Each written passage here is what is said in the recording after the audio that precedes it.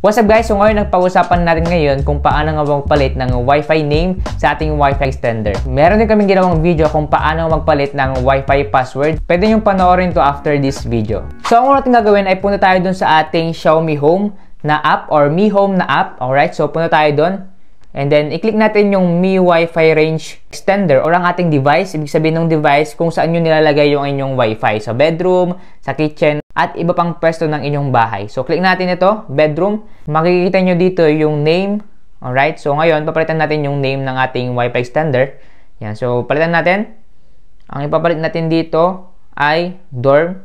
Yan, try natin ito. Yan, so as you can see, makikita nyo dito guys, yung attention, the repeater will be temporarily disconnected to apply this setting. So, kapag in-okay natin to guys, is mawawala, madi-disconnect tong Wi-Fi natin and then mapapalitan na. Bago tayo pumunta sa susunod na step, ay kung hindi ka pang nakapag-subscribe sa aming YouTube channel, please subscribe and then click notification bell para updated ka sa mga bago ng video. Balik tayo sa ating topic. Alright, so i-okay na natin to. If okay na yung name na nilagay natin, okay natin.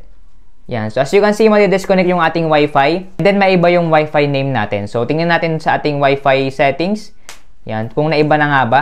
So, dapat magiging dorm na siya. As you can see, naiba na yung name niya. So, tingnan natin na makakonect tayo dito.